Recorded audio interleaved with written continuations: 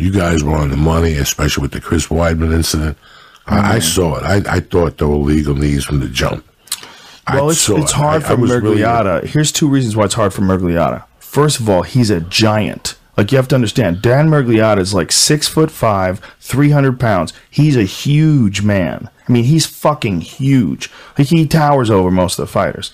And so he's above these guys. And if Mousasi is pinning down Weidman, so he's got him in a headlock, right? And he's pulling him down, and he's kneeing him in the face like he was. Think of how tall Miragliotta is in the first place, right? Like this. Now think he's looking down at these guys kneeing each other in the head. And he's got to stay close by in case something happens. There's no way he could see those hands from where he was standing. So he took an educated guess based on his many, many years of refereeing that both hands were down. And it was so close. You would have to be on the other side of the ring looking at the ground to know whether or not it was touching. If you're above it, the way Miragliotta was, how could he know? He really couldn't know.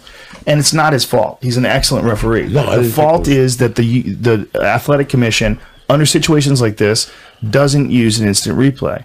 And they should, because it's the fair thing to do, to make sure that the fight it's fair. And I think Weidman could have gone on. I think had there been a question whether or not it was legal, they could look at the instant replay, and then they make the call. The strikes are legal, we're going to continue.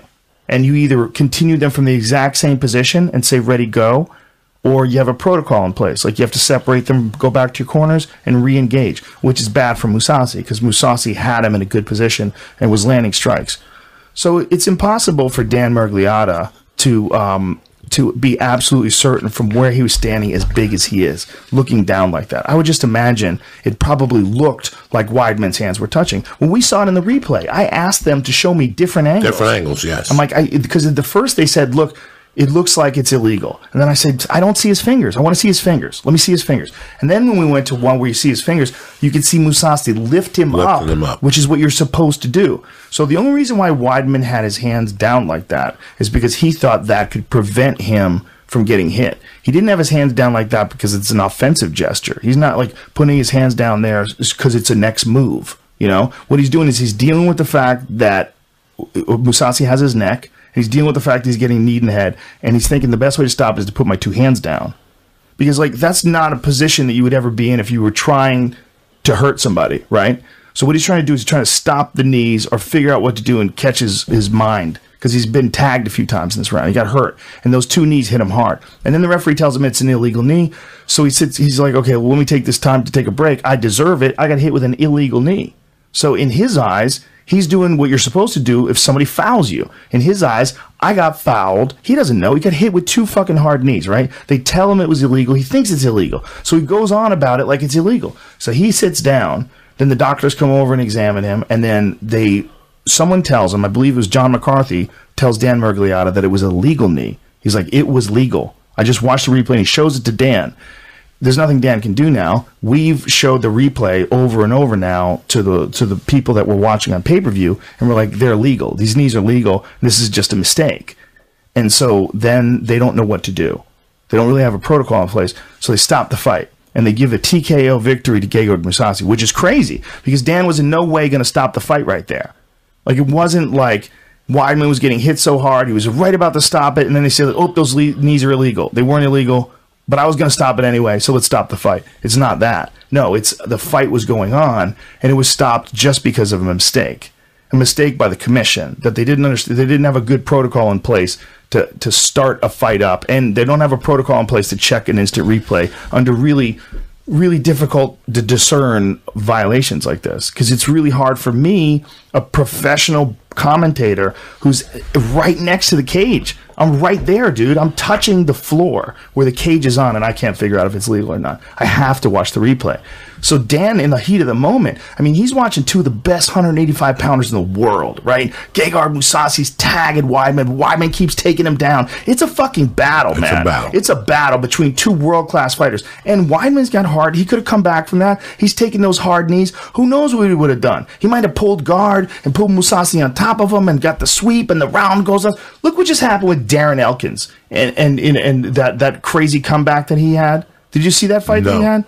Jesus Christ. Mirsad Bektik, who's this fucking super high-level up-and-coming guy. This was this weekend? No, this was like two. Oh, yeah, I saw that one. Yeah, he took the beating to the death. The beating of his life to the third round, then he knocks the guy out. And it was, the world erupted, right? Yeah, the place went bananas. A guy like Weidman is just like a guy like Darren Elkins. He can come back from the dead. You might stop him. I mean, Darren Elkins was stopped. Chad Mendez fucked him up. But he might fuck you up in the third round, too. So you got to give a champion like Weidman the benefit of the doubt. So the problem, I don't believe that it was Dan Mergliotta's fault. I think Dan thought he was doing the right thing, and his mindset is to protect the fighters at all time. If it's an illegal knee, he's got to step in. I just think it was so close, it was hard to tell. And then in the heat of this exchange, it's all crazy, and it's a very high-level fight, and it's super important, and it's in New York, and... So when the commission didn't know what the fuck to do, that's when it became a problem. That's when almost I wish somebody was there. They're like, what I would have done, I would have said, don't stop the fight because the fight wasn't going to be stopped. Let's restart the fight from the position that it's in right there. Where you going? Oh, you need some air? So I wouldn't have stopped the fight either. It wasn't his decision to stop the fight. It was the commission's decision, I'm pretty sure. And I think it was just because they didn't know what else to do. I think they just didn't know, they didn't have a thing to do in place. It's hard. It takes a while to figure out how to correctly referee and judge and officiate in a state athletic commission that hasn't had mixed martial arts before, and all of a sudden they have it.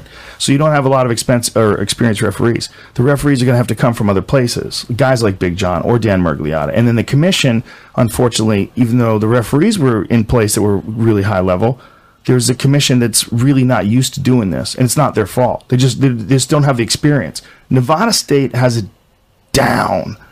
California has it down. Andy Foster in California, he might be the best guy in the business. He's a former fighter, a lifelong martial artist, super smart guy, and he's on the ball with everything. With weight cutting, he's on the ball with drugs. He's on the ball with, he wants to have more weight classes. He wants a weight class every 10 pounds. He wants to do hydration tests on fighters and keep them from doing this. He wants to prevent them from doing this. Now, do they have instant replay in California and Nevada? Is that... Yes, I do believe they have it in Nevada. I do not know if they have it in California. Actually, can you look that up? Find out what states have instant replay. I think they added it today in New Jersey. I'm treating you like you're Jamie, and I apologize for that. I give an instinct to just ask someone to Google. I think they added it today in New Jersey. Something happened in New Jersey. They should do it everywhere. There's no reason to not have it. There's no reason to not have an instant replay, just in case. If there seems like there's some sort of a foul, if it's an eye poke, if it's a groin shot, like if you can't look at an instant replay, how can you tell? And there have definitely been fights where people have lost, where they probably should have, their opponent should have been disqualified, like where they got kicked low, and it didn't look like it got kicked low to the referee, and they stopped the fight. That has happened before. That happened with James Krause when he fought Bobby Green on a military base, one of those fight for the troops, and he got hit with a low shot and then another one. He might have got hit with 3, but he definitely got hit with 2. And the last one was a shin right across the cup. I mean, you could hear it crack. It wasn't an intentional shot. It's just one guy's really tall, one guy's not as tall. Neither guys are dirty fighters. They're both honorable fighters. It's just an accidental foul. It just happens, man. But when it happens, I mean, look, like, it's not, no one's trying to kick somebody in the balls most of the time. Most of the time, a guy's trying to kick the leg, and he just misses. Like, you can't kick everything you aim at, otherwise you'd just be lighting each other up. I mean, that's the whole thing. It's hard to hit people.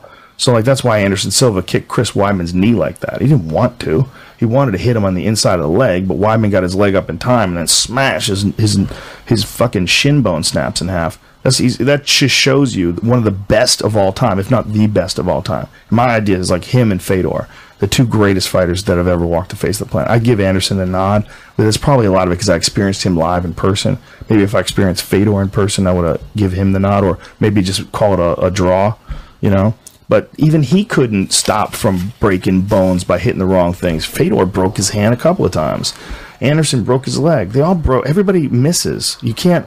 So getting upset at somebody for kicking somebody in the nuts, they don't mean to kick him in the nuts for the most part. You know, I mean, I'm sure it's happened before, but most of the time it's an accident.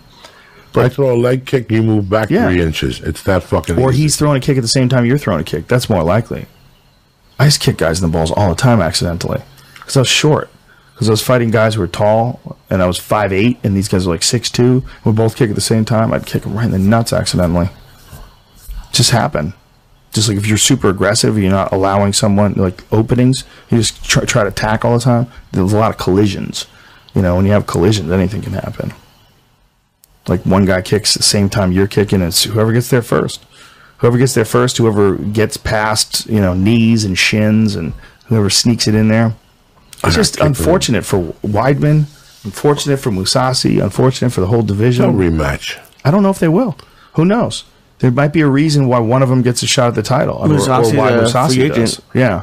See, Mousasi is one of the best fighters in the world, but he's lost a few times. I mean, guys have beaten him. Jacare manhandled him pretty recently. He submitted him. He just got him on the ground and went through him. He's a goddamn shark. Jacare is a fucking shark, man. He gets you on the ground. Mousasi. He still has... Oh, yeah. No, don't get me wrong. He still could turn this around. You know, he's 31. Well, Uriah Hall knocked him out, too. No, listen, I'm saying he's a bad motherfucker. Do not get me wrong. I'm not diminishing his abilities. I'm his biggest fan. I think Mousasi's a cool customer. He goes in there deadpan, doesn't give a fuck. How many fights has he had? Lights up anybody. He's had 50 professional fights. This weekend was his 50th professional fight.